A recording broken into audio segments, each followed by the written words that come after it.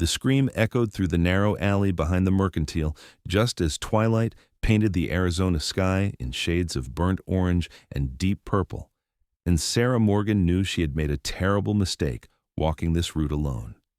She had stayed too late at the church social, helping Mrs. Henderson clean up after the town gathering in Oro Blanco. Most folks had already headed home, their wagons creaking down the dusty main street as the September evening cooled the desert heat. Sarah had assured her father she would be fine, walking the quarter-mile back to their small ranch on the outskirts of town.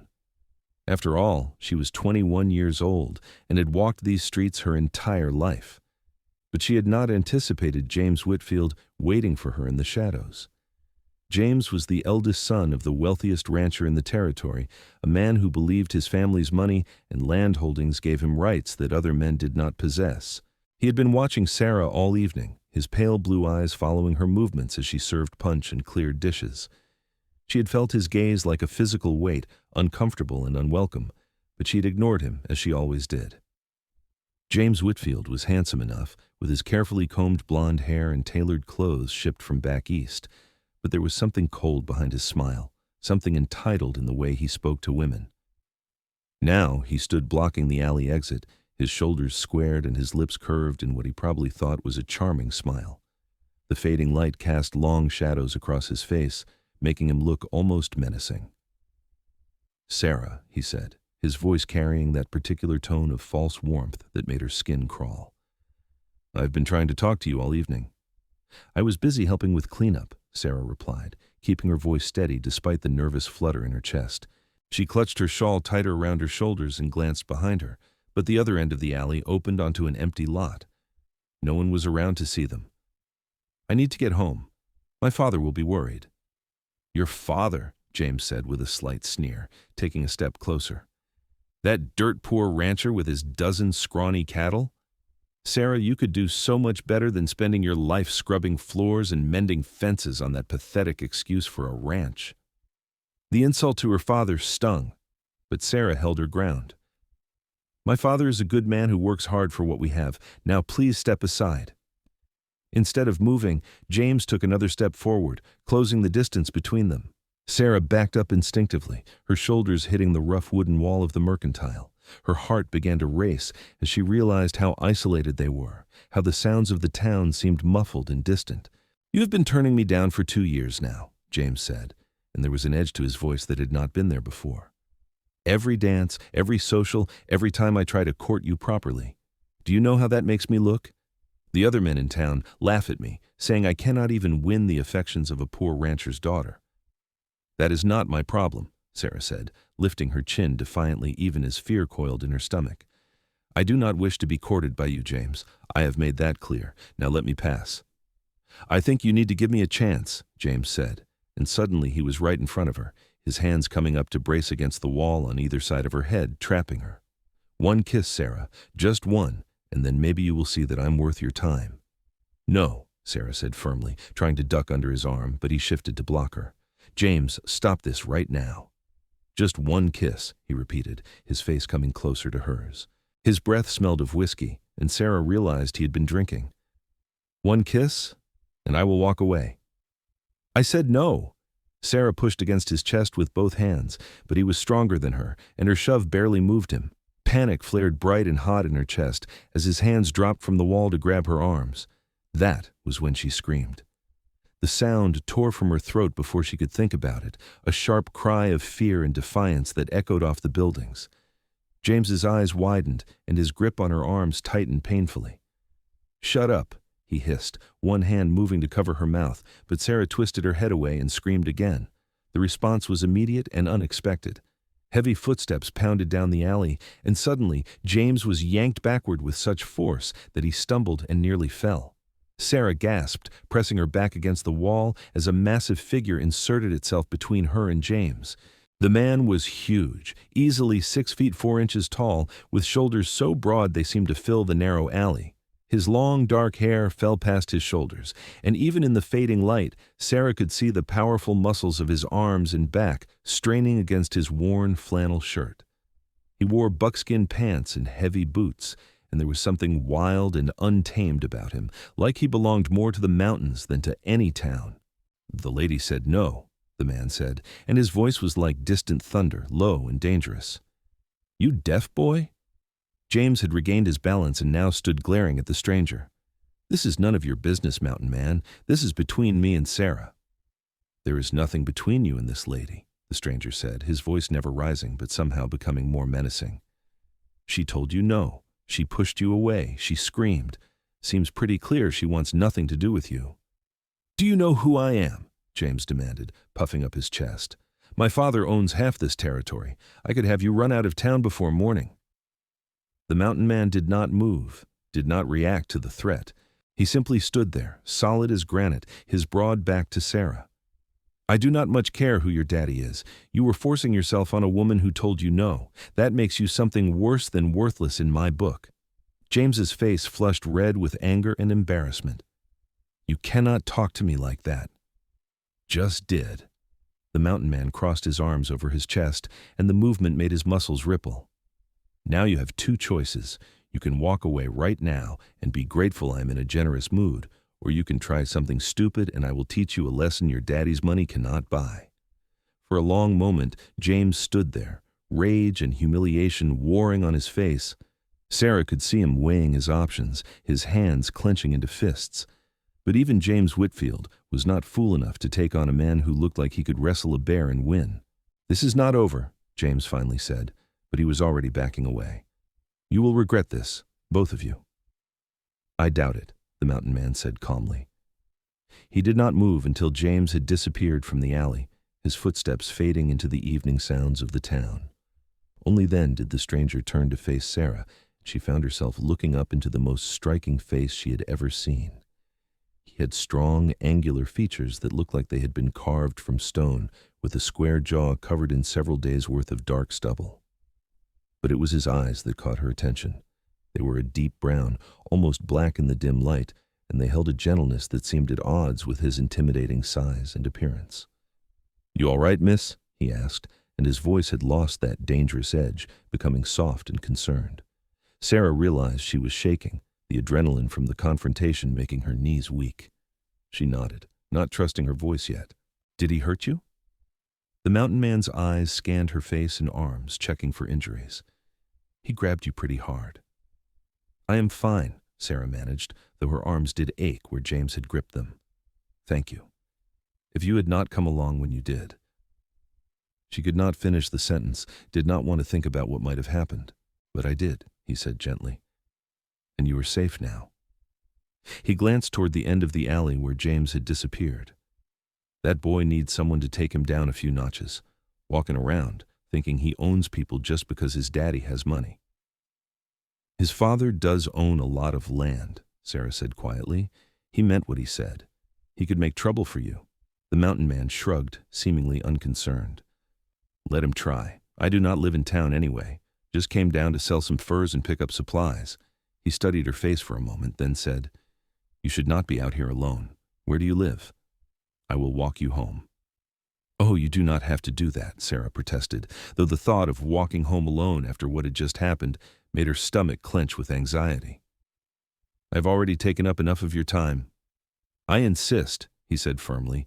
That boy might be waiting somewhere else along your route, hoping to catch you alone again. And even if he is not, you are shaking like a leaf. You should not be by yourself right now. Sarah wanted to argue, wanted to maintain the independence she had always prided herself on, but she also was not foolish enough to put herself in danger. She nodded slowly. Thank you. I live just outside town, about a quarter-mile down the western road. Then let us get you home safe, he said. He gestured for her to go ahead of him, staying a respectful distance behind as they emerged from the alley onto the main street. The town was quiet now, with most businesses closed for the evening. A few oil lamps glowed in windows, and somewhere a dog barked. Sarah was acutely aware of the large man walking slightly behind and to her left, his presence both comforting and oddly thrilling. She had never met anyone quite like him before. I am Sarah, she said after they had walked a few moments in silence. Sarah Morgan. Tobias Zane, he replied. Most folks just call me Tobias. Well, Mr. Zane, I cannot thank you enough for what you did back there. James Whitfield has been persistent in his attentions, but he has never tried anything like that before. Tobias, he corrected gently, and you have nothing to thank me for. Any decent man would have done the same. I am not sure that is true, Sarah said quietly. James's father has a lot of influence in this town. Most men would not want to cross him. Tobias made a dismissive sound. A man's worth is not measured by his daddy's bank account or how much land he owns. It is measured by how he treats people, especially those who cannot fight back. That boy back there is not worth the dirt on your shoes, no matter how much money his family has. They had reached the edge of town now, where the buildings gave way to open land dotted with scrub brush and cactus. The moon had risen, nearly full, casting silvery light across the desert landscape. Sarah's family ranch was visible in the distance, a small house and barn surrounded by wooden fencing. That's our place, Sarah said, pointing. The Morgan Ranch. Well, calling it a ranch is perhaps generous. We only have about 15 head of cattle and some chickens. Honest work is honest work, Tobias said. Nothing wrong with starting small and building up. As they walked down the dusty road, Sarah found herself stealing glances at her companion. Even in the moonlight, his size was impressive. His arms were thick with muscle, the kind that came from years of hard physical labor, not just natural build.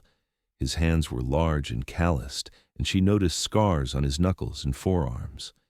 This was a man who lived a hard life in the wilderness, who survived by his own strength and skill. You said you live in the mountains? She asked, curious about this mysterious stranger who had appeared exactly when she needed help. Up in the Dragoons, Tobias replied, referring to the mountain range that rose dramatically from the desert floor about 10 miles east of town. Got a cabin up there, near a creek. I trap and hunt mostly, sell the furs and meat in town every few months. That must be a lonely life, Sarah said softly. Tobias was quiet for a moment before answering. It can be, but it suits me. Always has. I grew up in those mountains, learning from my father how to read tracks, where to find water, which plants are good for eating and which will kill you. After he died 5 years back, I just stayed. The mountains feel more like home to me than any town ever could. I'm sorry about your father, Sarah said. Thank you. He was a good man, taught me everything I know. Tobias paused, then added, including that you always help a woman in trouble, no matter the consequences. They were approaching the small ranch house now, and Sarah could see lamplight glowing in the windows. Her father was still awake, probably worried about her being out after dark. The thought made her feel guilty for staying so late in town.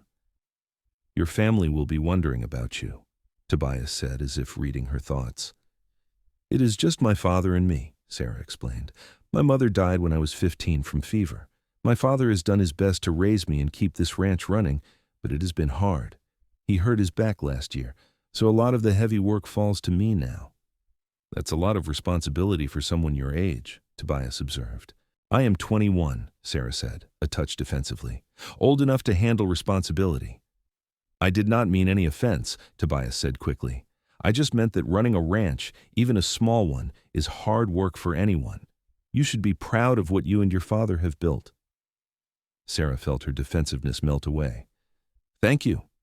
I am proud, even if James Whitfield thinks we are nothing but poor dirt farmers.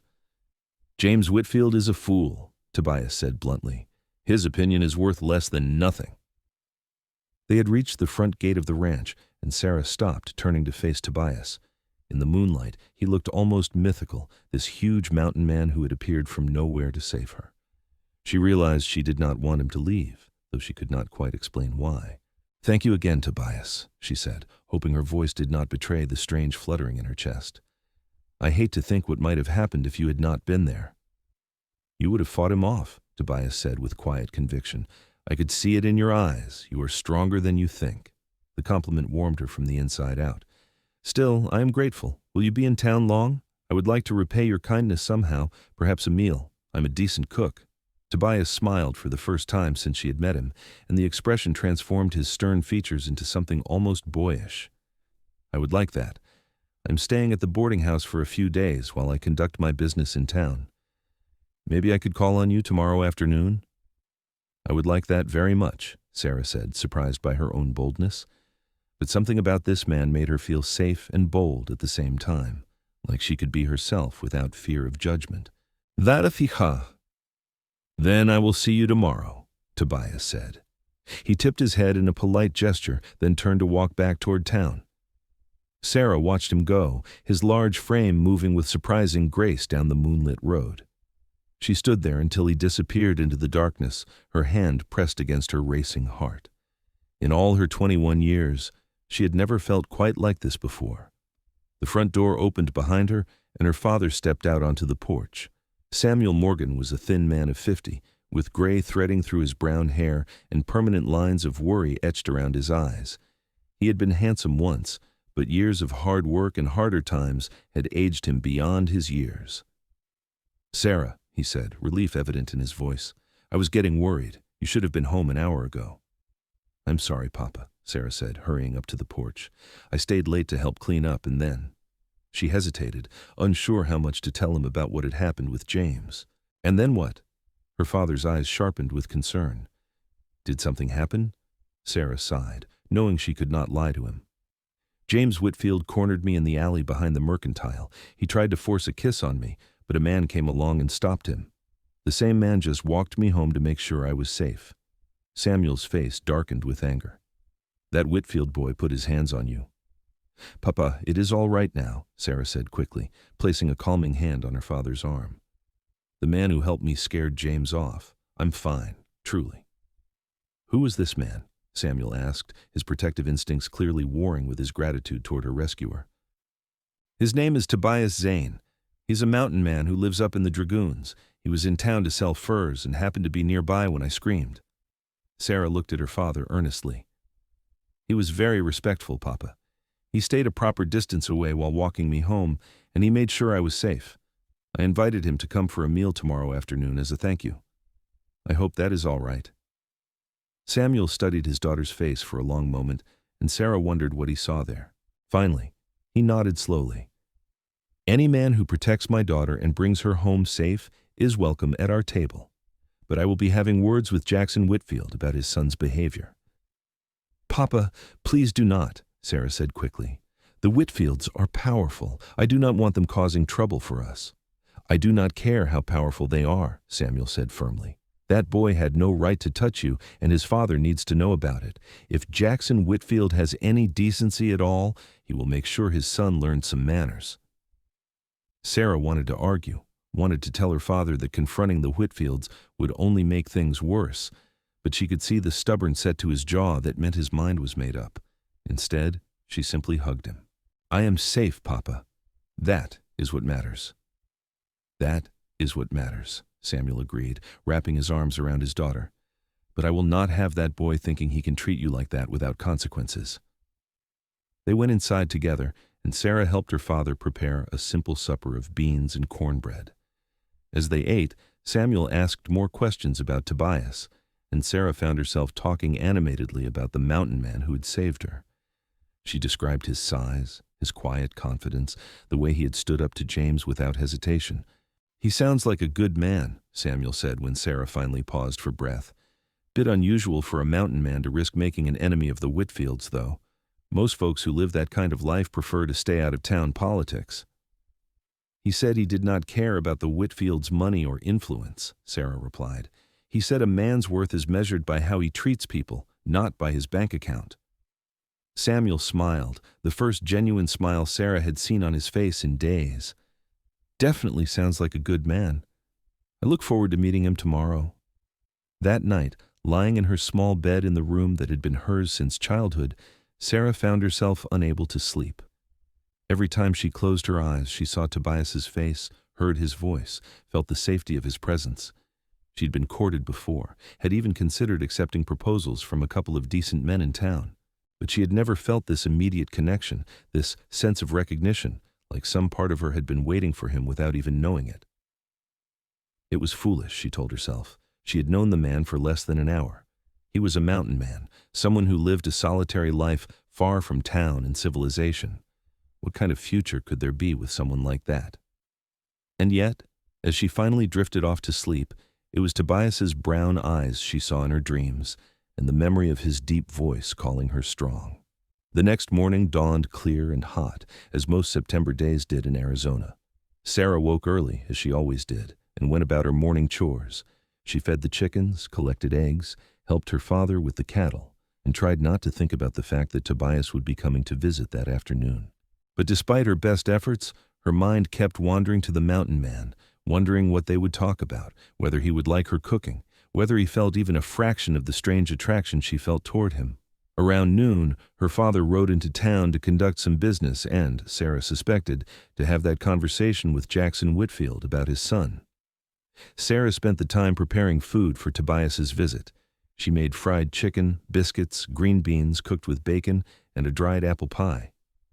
It was more food than they usually prepared for a regular meal, but she wanted to show her gratitude properly. She also, though she tried not to admit it to herself, wanted to impress him.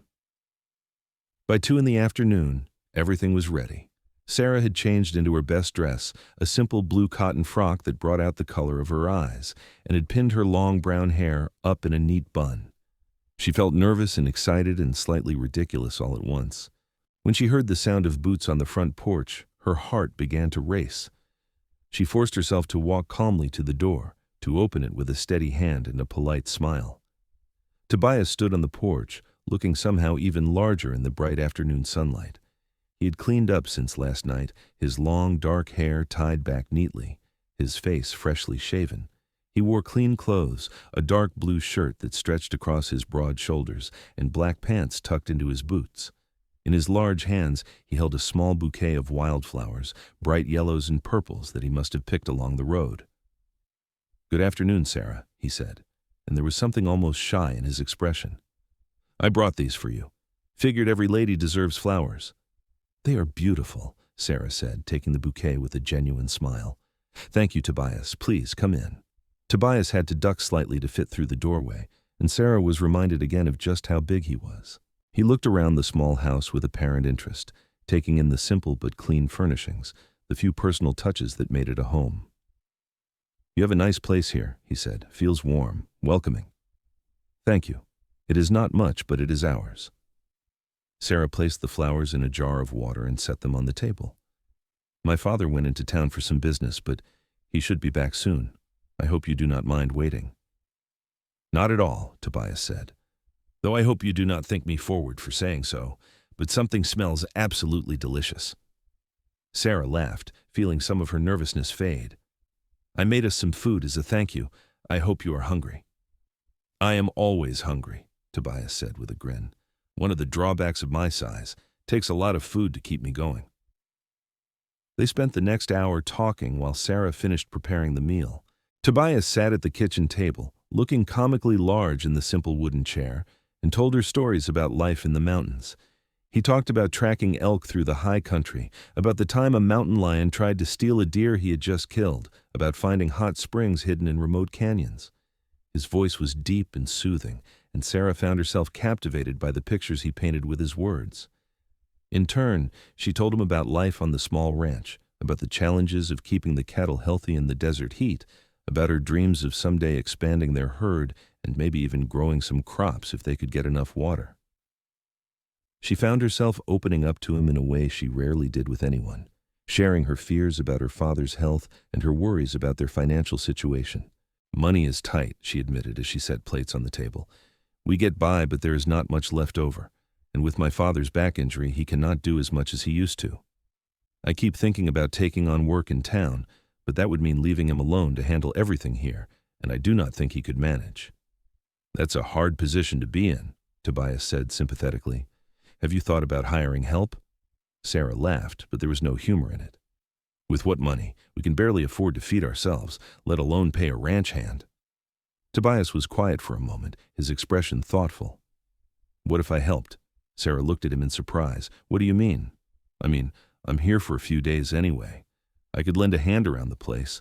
I'm strong enough to handle the heavy work, and I have some experience with cattle and farming. My father and I kept animals at our cabin when I was growing up." "I could not ask you to do that," Sarah protested. "You have your own business to attend to." "You're not asking. I am offering." Tobias met her eyes steadily.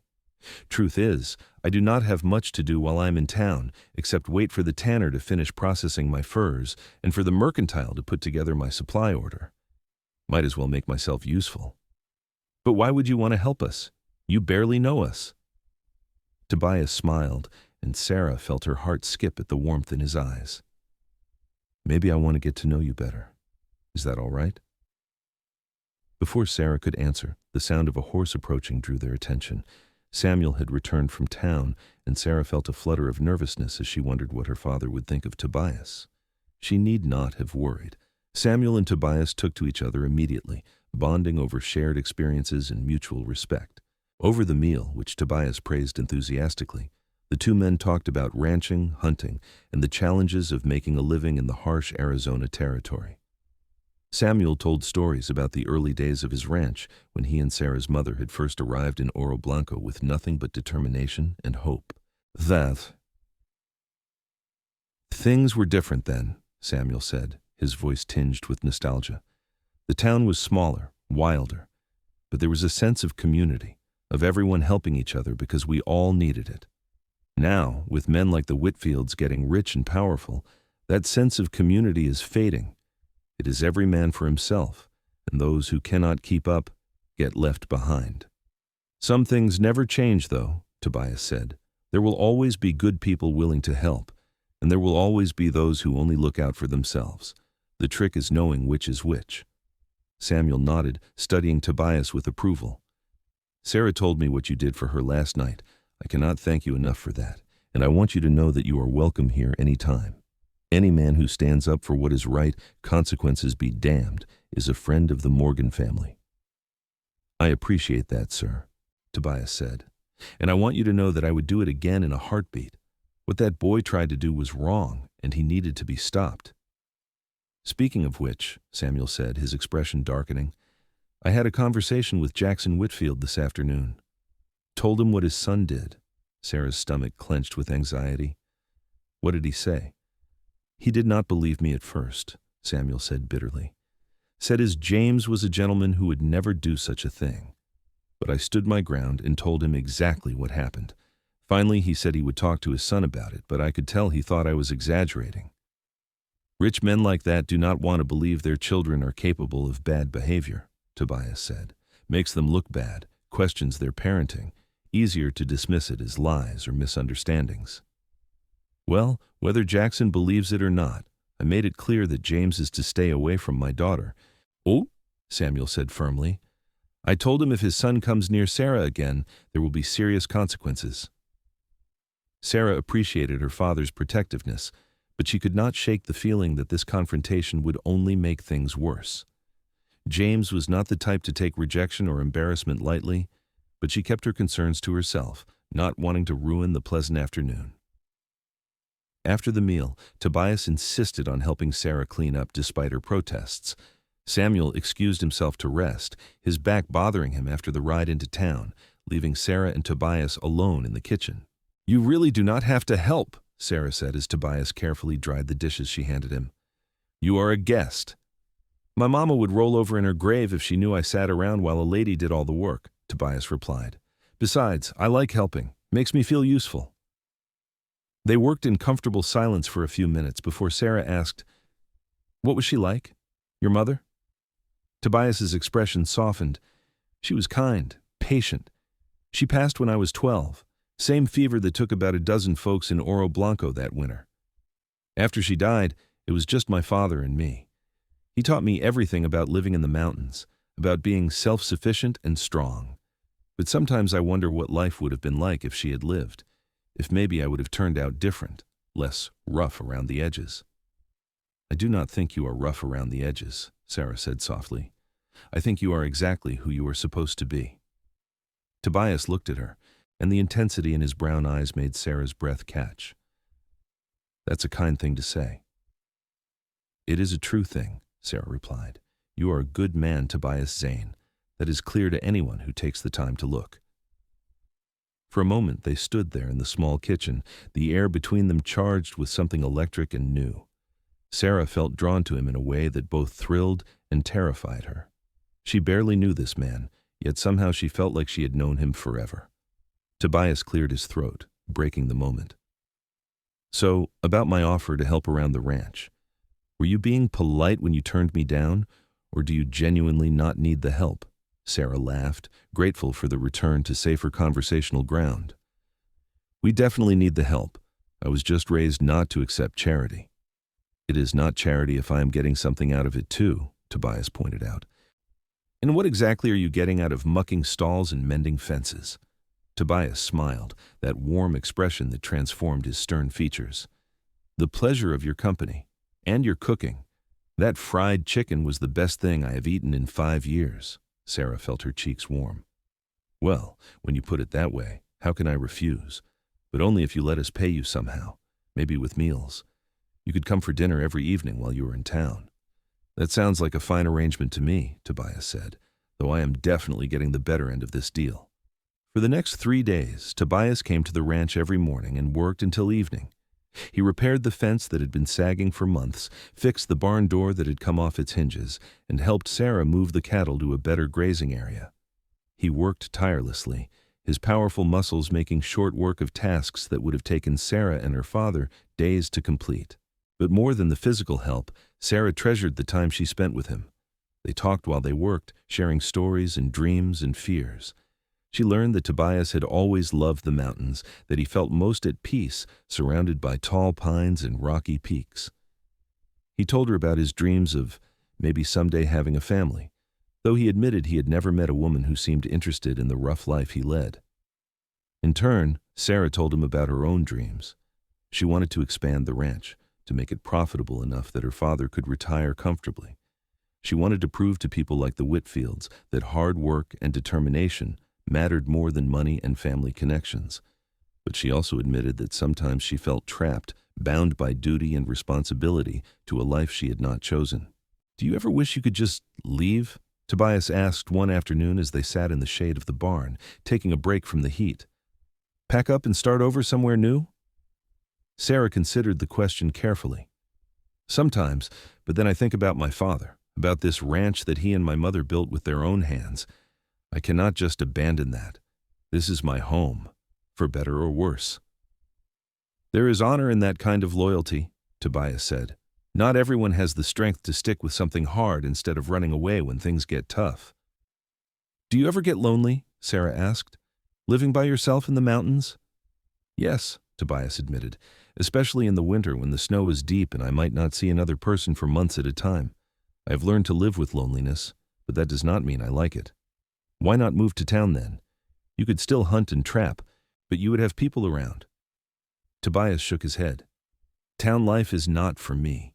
Too many people, too many rules and expectations. I like the freedom of the mountains, the simplicity of it. Just me and nature, no complications." "Until now," Sarah said softly, meeting his eyes. "Until now," Tobias agreed, and there was something in his voice that made Sarah's heart race.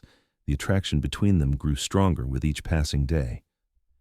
Sarah found herself thinking about Tobias constantly, looking forward to his arrival each morning, reluctant to see him leave each evening. She caught herself watching him work, admiring the play of muscles beneath his shirt, the confident way he moved despite his size. More than his physical presence, though, she was drawn to his kindness, his quiet strength, the way he treated her like an equal rather than something fragile or ornamental. Tobias seemed equally drawn to her. He sought out her company, asked her opinion on things, shared private smiles that made her feel like they had a secret understanding. His eyes followed her movements, and sometimes she caught him looking at her with an expression that made her feel warm all over. On the 4th evening, as they sat on the porch after dinner watching the sun set over the desert, Samuel excused himself early, complaining that his back was bothering him. Sarah suspected her father was giving them time alone, and she felt grateful and nervous in equal measure. "I head back to the mountains tomorrow," Tobias said quietly, his eyes on the horizon where the sky blazed orange and pink. "My business in town is finished." Sarah's heart sank. She had known this moment was coming, but that did not make it any easier. "I see. Well, thank you for all your help this week. We got more done in 4 days than we would have managed in a month on our own." "It was my pleasure," Tobias said. He turned to look at her, and the intensity in his gaze made her breath catch. "Sarah, I need to tell you something." "What is it?" Sarah asked, though part of her already knew what he was going to say. "These past few days have been some of the best of my life," Tobias said. "Getting to know you, working alongside you, sharing meals with you and your father, I have not felt this content, this happy in years, maybe ever." "I have felt the same way," Sarah admitted, her heart pounding. "These past few days have been wonderful." "The thing is," Tobias continued, "I do not want it to end. I know I have no right to ask this, and I know the timing is all wrong, but I have to say it anyway." He took a deep breath. "Sarah Morgan, would you allow me to court you proper? I know I am just a mountain man with no money or prospects, and I know you deserve better. But I swear I would do everything in my power to make you happy, to give you the life you deserve." Sarah felt tears prick her eyes, but they were happy tears. "Tobias Zane, you are not just anything. You are the best man I have ever met. And yes, I would very much like you to court me." The smile that spread across Tobias's face was like the sun breaking through clouds. "Really? You mean it?" "I mean it," Sarah said, laughing at his obvious joy. "Though I am not sure how courting will work with you living in the mountains and me living here." "I have been thinking about that," Tobias said. "What if I spent more time in town? I could come down every couple of weeks instead of every few months. It is only a day's ride from my cabin, and maybe, if things work out between us, I could think about relocating closer." "I would not ask you to give up your home for me," Sarah protested. "You are not asking.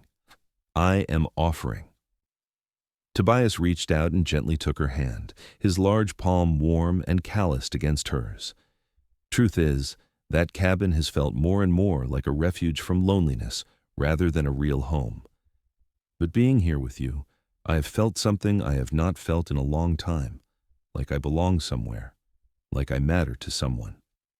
"You do matter," Sarah said, squeezing his hand. "You matter to me." They sat there on the porch holding hands as the last light faded from the sky and stars began to appear overhead. Sarah felt like her heart might burst from happiness. It seemed impossible that just 5 days ago she had not even known Tobias existed. Now she could not imagine her life without him in it. "I should probably head back to the boarding house," Tobias said reluctantly as the night grew darker. "But I will come by early tomorrow morning before I leave. I want to say goodbye proper." "I will be waiting," Sarah promised. Tobias stood, still holding her hand, and looked down at her with an expression so tender it made her ache. "Sarah Morgan, you are the most extraordinary woman I have ever met. I am the luckiest man alive that you are giving me a chance." "I think I am the lucky one," Sarah replied. Tobias lifted her hand to his lips and pressed a gentle kiss to her knuckles, a gesture so sweet and old-fashioned that Sarah felt her knees go weak. Then, with obvious reluctance, he released her hand and stepped off the porch. "Good night, Sarah. I will see you in the morning." "Good night, Tobias." Sarah watched him walk away into the darkness, his large form gradually disappearing into the night. She stood there on the porch for a long time after he had gone, her hand pressed to her chest, feeling like she was living in a beautiful dream. Inside, her father was waiting with a knowing smile. "That's a good man, Sarah. If you care for him, do not let him go." "I do not intend to," Sarah said. "Papa, he asked to court me, and I said yes." Samuel's smile widened. "I had a feeling that was where things were heading." "He is perfect for you, sweetheart. I can see it in the way you look at each other, the way you fit together. Your mother and I had that same connection. When you know, you know." That night, Sarah lay awake thinking about Tobias and their future together. There were obstacles, certainly. The distance between his mountain home and the ranch would not be easy to manage. And there was still the lingering threat of James Whitfield, who had been suspiciously quiet since their confrontation. But Sarah chose to focus on the positive, on the joy she felt when she was with Tobias, on the promise of a love that already felt deeper than anything she had experienced before. The next morning, Sarah woke before dawn and dressed carefully. She prepared a package of food for Tobias to take with him on his journey back to the mountains, biscuits, dried beef, and some of the apple pie left over from his first visit. She was waiting on the porch when the sun rose, painting the desert in shades of gold and amber. Tobias arrived just after sunrise, looking trail-ready in his buckskin pants and heavy coat, his supplies packed on his horse. But before he could say anything, Sarah hurried down the steps and threw her arms around him. Tobias caught her easily, his strong arms wrapping around her waist and lifting her off her feet. He buried his face in her hair, breathing in her scent like he wanted to memorize it. "I am going to miss you so much," Sarah whispered against his chest. "I will be back in 2 weeks," Tobias promised, "maybe less if I can manage it, and I will think about you every day until then." They stood there holding each other for a long moment before Tobias gently set her back on her feet. His hands came up to cup her face, his thumbs brushing across her cheeks with incredible tenderness for such large, rough hands. "Can I kiss you?" he asked, his voice barely above a whisper. "I know it is forward, and we have only just started courting, but I have been wanting to since the moment I met you." Instead of answering, Sarah rose up on her toes and pressed her lips to his. The kiss was gentle and sweet, full of promise and new beginning. Tobias's arms tightened around her, pulling her closer, and Sarah felt like she was exactly where she was meant to be. When they finally pulled apart, both of them were breathing hard. Tobias rested his forehead against hers, his eyes closed. "That was worth waiting for," he said with a smile. "It was," Sarah agreed. She reluctantly stepped back, though her hands lingered on his arms. "You should go. The morning's already getting warm, and you have a long ride ahead." "I do not want to leave you," Tobias admitted. "Then remember that I will be waiting for you to come back. That should make the 2 weeks go faster." Tobias kissed her once more, quick and hard, then forced himself to step away. "I will write if I can get a letter to town with someone, and I will definitely be back in 2 weeks, maybe sooner." "Be safe," Sarah said. "And Tobias, thank you for everything, for saving me, for helping us, for giving me something to look forward to." "Thank you for giving me a reason to come back," Tobias replied. He swung up onto his horse with easy grace, settling into the saddle. 2 weeks, Sarah, I promise." Sarah watched him ride away, heading east toward the distant mountains. She stood there until he was completely out of sight, then finally went back inside to start her day.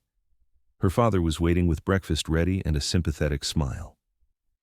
"2 weeks will go by faster than you think," he said. Samuel was right. The days passed quickly, filled with the never-ending work of running the ranch. But now Sarah found herself smiling as she worked, thinking about Tobias and daydreaming about his return. Everything seemed brighter somehow, more hopeful. About a week after Tobias had left, Sarah rode into town to buy supplies. She was careful to go in the middle of the day when the streets would be busy, not wanting to risk another encounter with James Whitfield. But as she tied her horse outside the mercantile, she felt eyes on her and turned to see James watching her from across the street. He did not approach her, just stood there staring with an expression that made her skin crawl. It was not angry or threatening, but rather coldly calculating, like he was planning something. Sarah hurried into the mercantile, her good mood evaporating. She told her father about the encounter when she got home, and Samuel's face darkened with anger. "That boy is going to be trouble. I can feel it." "Maybe we should tell the sheriff," Sarah suggested. "And tell him what? That James looked at you? Sheriff Williams is friends with Jackson Whitfield. He would not do anything even if James made an actual threat." Samuel was right, Sarah knew. In a town where the Whitfields held so much power, there was little protection for people like the Morgans. She could only hope that James would eventually lose interest and move on to tormenting someone else. The 2 weeks passed slowly after that encounter, each day feeling longer than the last. Sarah found herself constantly looking toward the eastern horizon, hoping to see Tobias riding back to her. Her father teased her gently about her distraction, but she could see he was pleased. He liked Tobias, trusted him in a way he trusted few people. Finally, on the 15th day after Tobias had left, Sarah was working in the garden when she heard the sound of a horse approaching. She looked up, shading her eyes against the afternoon sun, and felt her heart leap when she recognized Tobias's large frame. She dropped her gardening tools and ran toward him, not caring about propriety or decorum. Tobias dismounted before his horse had fully stopped and caught Sarah in his arms, spinning her around as she laughed with pure joy. "You came back," she said, though she had never really doubted he would. "I promised, did I not?"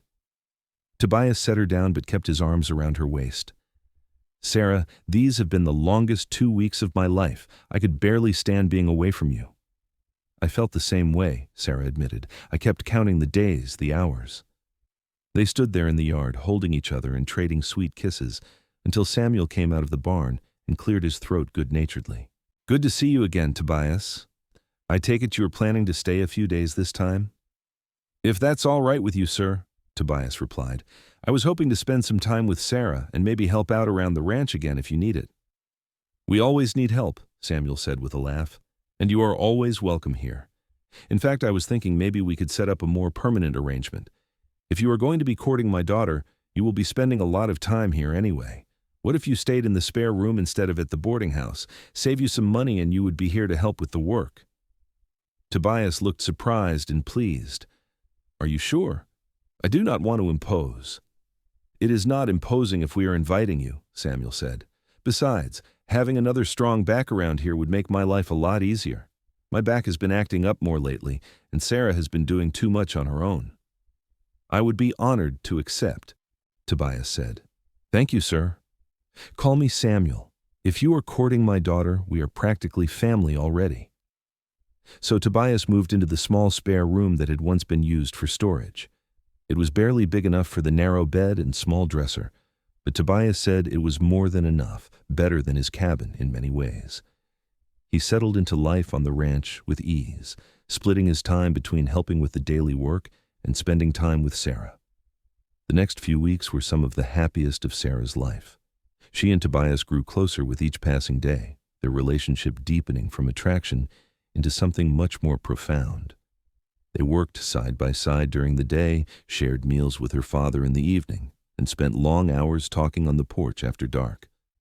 Tobias told her more about his life in the mountains, about the beauty of the high country and the challenges of surviving through harsh winters. Sarah shared her dreams of expanding the ranch, of maybe even buying some of the adjacent land if they could ever afford it.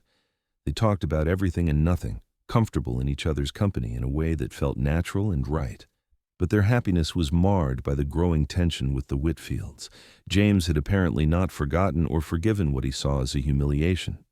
He began spreading rumors around town about Sarah, nasty insinuations about her character and her relationship with Tobias. Some people dismissed the gossip as sour grapes from a rejected suitor, but others listened and began treating Sarah with suspicion when she came to town. Then, one evening, about a month after Tobias had moved to the ranch, Jackson Whitfield himself came calling. He arrived in an expensive buggy, dressed in a fine suit, looking completely out of place in the dusty ranch yard. Samuel, Sarah, and Tobias met him on the porch, none of them bothering to hide their wariness. Jackson Whitfield was a large man in his 50s, with graying blonde hair and the same cold blue eyes as his son. He had the look of someone used to getting his way through intimidation and money. Morgan, Whitfield said by way of greeting, not bothering with pleasantries. I am here to make you an offer. I'm not interested in selling my land, Samuel said immediately. Hear me out, Whitfield continued as if Samuel had not spoken. This ranch is not profitable. You're barely scraping by, everyone knows it. I am prepared to offer you a fair price for your land, enough money to relocate somewhere easier, maybe even retire comfortably. I said I am not interested, Samuel repeated, his voice hardening. You should be, Whitfield said, his tone taking on an edge, because if you do not sell willingly, I can make things very difficult for you. I own the bank that holds your mortgage. I control most of the businesses in town where you buy supplies. One word from me, and you will find yourself unable to get credit, unable to sell your cattle, unable to survive. Is that a threat? Tobias asked quietly, stepping forward. His size and presence made even Jackson Whitfield step back slightly. It is a business proposition, Whitfield said, but his eyes were hard. I'm trying to help the Morgans out of a difficult situation.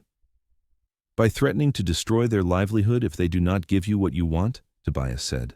That is not help. That is extortion. You have no part in this, mountain man, Whitfield snapped.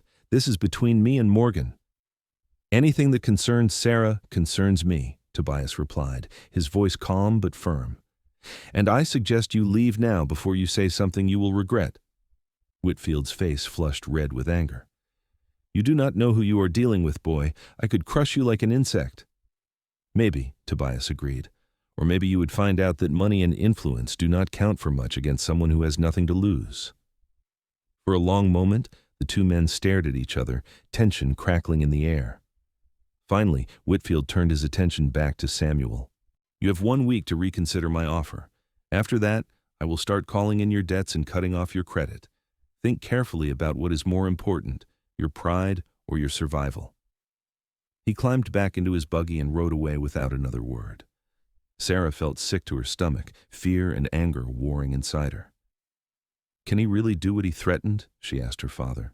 Samuel's face was grim. "Yes, he owns enough of this town that he could make our lives very difficult if he wanted to. But I will be damned if I let that man bully me into selling land that has been in our family for 20 years. "There has to be something we can do," Sarah said desperately. "There is," Tobias said quietly. Both Sarah and Samuel looked at him.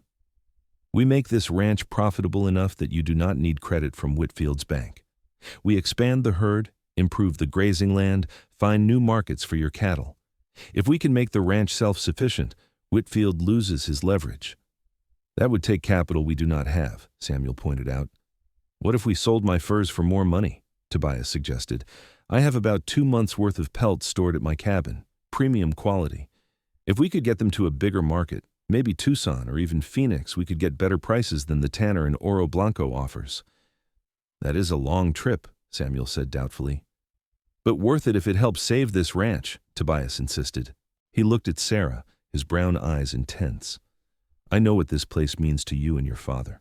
I am not going to stand by and let the Whitfields take it from you." Sarah felt tears prick her eyes. "You would do that for us?" "I would do anything for you," Tobias said simply. They spent the next week preparing for the trip to Tucson. Tobias rode back to his mountain cabin and returned with a huge bundle of furs, beaver, mountain lion, elk hides, all cured and ready for sale. Samuel contributed what cattle they could spare, planning to drive them to Tucson along with the furs where prices would be better than in Oro Blanco. Sarah wanted to go with them, but both men insisted she stay behind to look after the ranch. She argued, but eventually agreed when she realized someone needed to be there to feed the animals and protect their property from any interference by the Whitfields.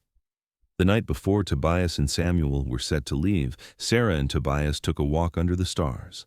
The desert night was cool and clear, the sky blazing with more stars than seemed possible. "I am scared," Sarah admitted as they walked hand in hand. "Scared that something will happen to you on the trip. Scared that even if you succeed, it will not be enough to stop Whitfield. Scared that we are going to lose everything." Tobias stopped walking and pulled her into his arms. "I know you are scared, but I promise you, I will do everything in my power to protect your home and your future. Your father and I will make this trip safely. We will sell the furs and cattle for good prices, and we will come back with enough money to keep this ranch running and tell Whitfield exactly where he can put his threats." "I wish I had your confidence," Sarah said, resting her head against his chest. "Then borrow mine until you find your own again," Tobias replied. He tilted her chin up so she was looking at him. "Sarah, I love you. I know it is soon, and I know we have not been courting that long, but I need you to know. I love you more than I have ever loved anyone or anything. You have given my life meaning and purpose. Whatever happens, we will face it together." Sarah felt tears stream down her cheeks. "I love you too, Tobias, so much it scares me sometimes. I never knew I could feel this way about someone." Tobias kissed her then, deep and passionate, pouring all his love and devotion into that kiss. When they finally pulled apart, both of them were breathing hard. "When I get back," Tobias said, "I'm going to ask your father for permission to marry you. I do not have much to offer except myself and my love, but if you will have me, I will spend the rest of my life making you happy." "Yes," Sarah whispered. "Yes, I will marry you, Tobias Zane. I would marry you tomorrow if I could." They held each other under the stars, making promises and plans for a future they would build together. Sarah tried to memorize everything about this moment: the warmth of Tobias's arms, the steady beat of his heart beneath her ear, the way he smelled like leather and pine, the rough texture of his calloused hands as they stroked her hair. The next morning, Sarah watched through tears as Tobias and her father rode away, leading a small herd of cattle and carrying the precious bundle of furs. Tobias turned back several times to wave, and Sarah waved back until they were out of sight. The next 2 weeks were the longest of Sarah's life. She threw herself into work, trying to keep her mind occupied, but fear gnawed at her constantly. She worried about bandits, about accidents, about a dozen other things that could go wrong on such a long journey. To make matters worse, James Whitfield began coming around the ranch.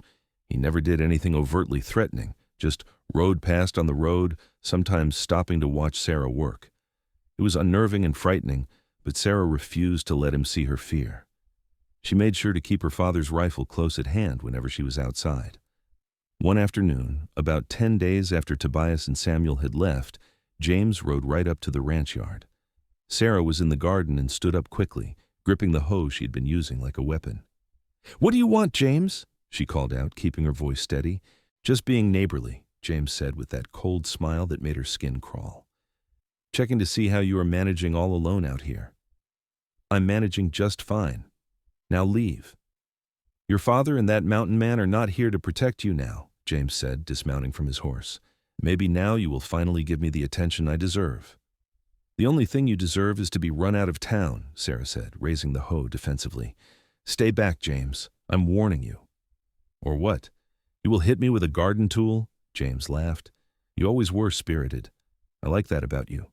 He took a step toward her, and Sarah's heart began to race with fear. She was alone, with no one to help her if James decided to do something.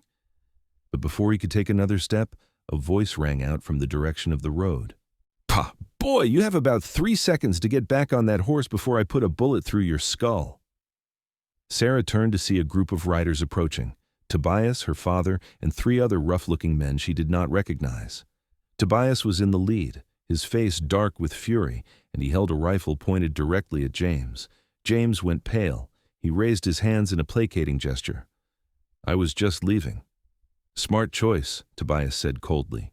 "And if I ever see you on this property again, or hear that you have bothered Sarah in any way, I will hunt you down and make you regret the day you were born. Do you understand me?" James nodded quickly, scrambling onto his horse. He rode away at a gallop, dust rising in his wake. Sarah dropped the hoe and ran to Tobias, who had dismounted and caught her in his arms. "Are you all right? Did he hurt you?" "No, you got here in time," Sarah said, clinging to him. "I was so scared. He has been coming around ever since you left, watching me. I did not know what to do." "You should have gone to town, stayed with someone," Samuel said, dismounting more slowly. "We should never have left you alone." "I am fine," Sarah insisted, though her hands were shaking. "You are back and you are safe. That is what matters. Did the trip go well?" "Better than well," Samuel said, a huge smile breaking across his tired face. "We got amazing prices for the furs and the cattle. Between that and some help from some friends, we have enough money to pay off our mortgage completely and still have capital left over to expand the ranch." "What?" Sarah looked between her father and Tobias in disbelief. "How?" Tobias grinned. "Your father has more friends than he realizes. When we got to Tucson and word got around about what the Whitfields were trying to do, several ranchers stepped up to help. Turns out Jackson Whitfield has made enemies all over the territory with his bullying tactics. These gentlemen," he gestured to the 3 riders who had accompanied them back, "are friends of your father from his early days in Arizona. They invested in the ranch as silent partners. Between their investment and the money from our sales, the Morgans are now completely free of Whitfield control." Sarah felt like she could barely breathe. "Really? We own the ranch outright?" "Free and clear," Samuel confirmed, pulling the deed from his saddlebag and showing her the paid in full stamp. "And these 3 men here, Tom, Willie and Frank, they are going to help us expand the operation. They have experience with cattle ranching and some capital to invest. We are going to triple our herd and improve our grazing land." Sarah looked at the 3 men, who tipped their hats politely. They were weather-beaten and tough-looking, clearly experienced ranchers. "Thank you," she said, her voice thick with emotion. "Thank you all so much." "Your daddy helped me get started 30 years ago," said the oldest of the 3, a gray-haired man named Tom. "About time I returned the favor. Besides, taking down Jackson Whitfield a peg or 2 is worth the investment all by itself." That evening, they celebrated with a huge dinner. The 3 investors stayed in the barn, and the house rang with laughter and stories. Sarah kept looking at Tobias, hardly able to believe that everything had worked out, that they had won against the Whitfields, that her home was safe. After dinner, as the older men settled in with whiskey and cigars, Tobias pulled Sarah aside. "Walk with me?" They walked out to the small rise behind the house where you could see the whole ranch spread out below and the mountains rising in the distance. The sun was setting, painting everything in golden light. Tobias turned to Sarah and took both her hands in his. "Sarah Morgan, I told you before I left that when I got back, I was going to ask your father for permission to marry you. Well, I did, and he gave me his blessing. So now I am asking you officially, will you marry me? Will you be my wife and let me spend the rest of my life loving you and building a future with you?" "Yes," Sarah said, laughing and crying at the same time. "Yes, yes, 1,000 times yes." Tobias pulled her into his arms and kissed her as the sun set behind them, sealing their promise to each other. They were married 6 weeks later in a small ceremony at the church in Oro Blanco. Most of the town turned out for the wedding, everyone wanting to celebrate the couple who had stood up to the Whitfields and won. The Whitfields themselves did not attend, of course, but Sarah heard that Jackson Whitfield was furious about the whole situation and that James had been sent back east to live with relatives, effectively exiled from Arizona. Sarah wore her mother's wedding dress, carefully preserved all these years, and Tobias wore a new suit that he was clearly uncomfortable in, though Sarah thought he looked incredibly handsome. Her father walked her down the aisle with tears in his eyes, and when he placed her hand in Tobias's, he whispered, "Take care of my girl."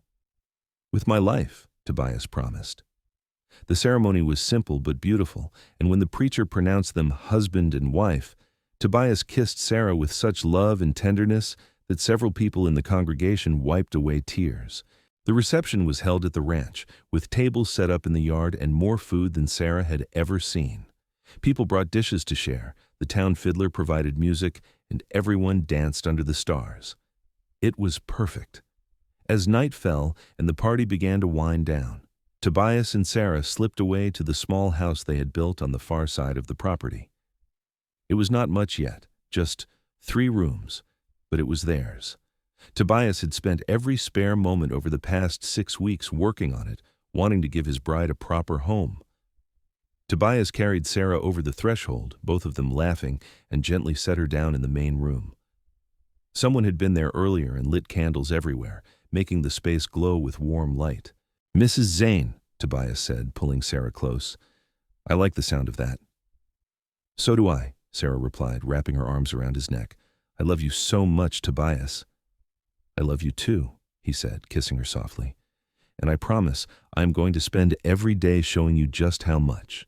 Their wedding night was tender and passionate, a celebration of the love they had found in each other. Tobias was gentle and patient, making sure Sarah felt cherished and loved. Afterward, they lay tangled together in their marriage bed, talking softly about their dreams for the future. "I want children," Sarah said, tracing patterns on Tobias's chest, "lots of them running around causing trouble." "I want that too," Tobias agreed, "though I have to warn you they will probably take after me and be huge." Sarah laughed. "I can handle it. What else do you want?" "I want to build this ranch into something amazing, something we can be proud of and pass down to those children we are planning. I want to prove that hard work and determination mean more than money and family connections. And I want to grow old with you, watching sunsets and telling stories to our grandchildren." "That sounds perfect," Sarah whispered. The next few years were hard work but filled with joy. The ranch prospered under the combined efforts of Tobias, Samuel, and their 3 partners. They tripled their cattle herd, improved their grazing land, and even built a better irrigation system that allowed them to grow crops in addition to raising livestock. The Morgan Zane Ranch, as it came to be known, became one of the most respected operations in the territory. Sarah and Tobias's love only grew stronger with time. They worked side by side every day, building their dream together. Tobias still occasionally went up to his mountain cabin, but now Sarah went with him, and they would spend a few days in the high country enjoying the solitude and beauty.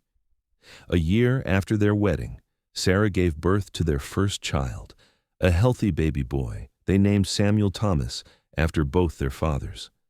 Tobias was present for the birth, holding Sarah's hand and encouraging her through the pain.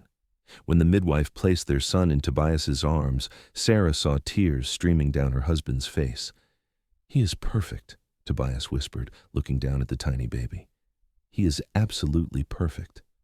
2 years later, they had a daughter they named Emma Rose. She had her mother's brown hair and her father's dark eyes, and from the moment she was born, she had her daddy wrapped around her little finger.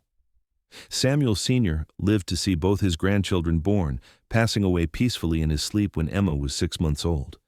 He died happy, knowing that his daughter was loved and protected, that the ranch he had built with his wife was thriving, and that the Morgan name would continue. Tobias and Sarah went on to have 2 more children, another boy and another girl. Their house was always full of noise and laughter, with children running in and out, learning to ride and rope and take care of the land that would someday be theirs. The Whitfields eventually lost most of their influence in Oro Blanco. Jackson Whitfield made one too many enemies with his bullying tactics, and when a financial crisis hit in the late 1880s, he found himself overextended and facing bankruptcy. He was forced to sell off most of his land, including the huge ranch house that had been the symbol of his power. Rumor had it that James never returned from back east, having found a life more suited to his temperament in the cities of the East Coast. Sarah never forgot that night in the alley when Tobias first saved her, or the journey that had brought them together. Sometimes, on quiet evenings when the children were in bed, she and Tobias would sit on the porch of their home and watch the sun set over the desert, talking about how different their lives might have been if they had never met. "I was so lost before I found you," Tobias would say, holding her close. "Living in those mountains, convincing myself that I did not need anyone. But I was just hiding from life, from the possibility of being hurt.